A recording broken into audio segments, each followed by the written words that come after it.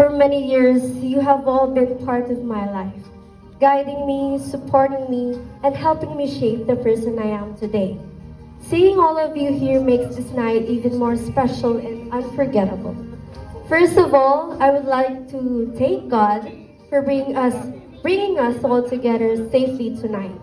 Thank you for the blessings, for the strength you gave us throughout the preparations, and for allowing me to celebrate this milestone surrounded by people I love. I offer this night to you with a grateful heart. I would also like to thank all the amazing people who helped me make this night possible. To Sir Cons and Company, my event coordinator, thank you for making everything so organized and extra special. Even though the preparation time was rushed, you still made my dream come true and made this event successful. To Mr. Jonathan Vidor, my event stylist, thank you for transforming the venue and bringing the Crazy Rich Asians inspired theme to life. To Mr. Chris De Cousin, our host for tonight, thank you for your energy, professionalism, and for guiding the celebration so smoothly and beautiful. To Kusina Nanlaki Digno, thank you so much for the beautiful venue and for welcoming us so warmly. This place became the perfect setting for one of the most important nights of my life. To Miss Apple Yamas, thank you for my hair and makeup. To Espacio Creative Studios, thank you for capturing every moment of this night.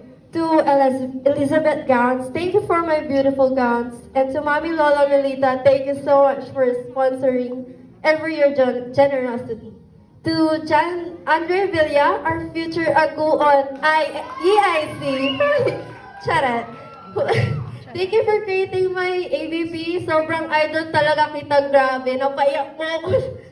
Okay. And to Sophia, Lorene, and RJ. Sorry sa mga tanong and pangungulit ko kung ganito ba o ganyan ang gagawin ko sa debut ko. Thank you so much for your constant help and support. Words aren't enough to thank you all, but please know how grateful I am.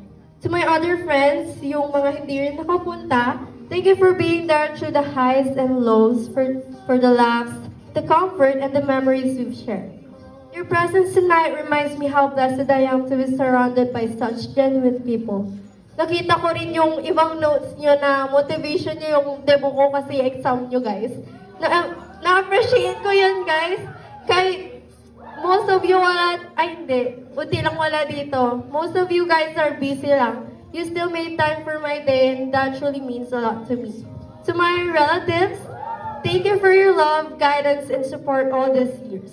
Thank you for celebrating this milestone with me, for always being part of my journey as I grow. To my Luke, thank you for being my constant source of joy and laughter.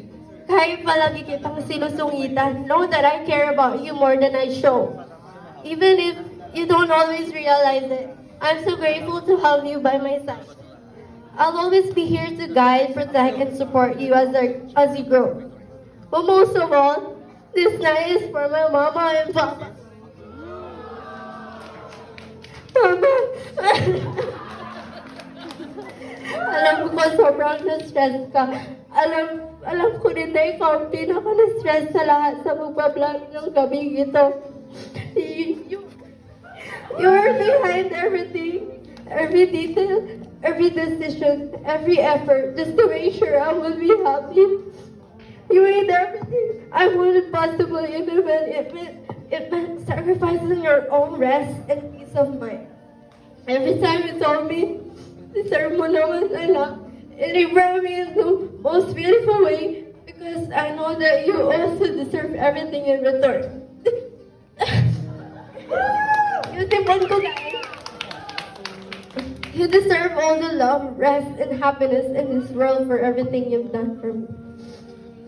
Pa, thank you for your quiet strength. Thank you for always supporting us, for providing, for standing by us even when things are difficult. Thank you for being my guide and my protector. Your love may be quiet, but it has always been strong. To both of you, thank you for every sacrifice, every pagod, every sleepless night, and every moment you put me before yourself. Something in your love, values, and care. Everything I am today is because of you. One day, ako naman, babawi ako. I will work hard, love deeply, and give back everything you have given me and more. I promise to make you proud. Ipon ko.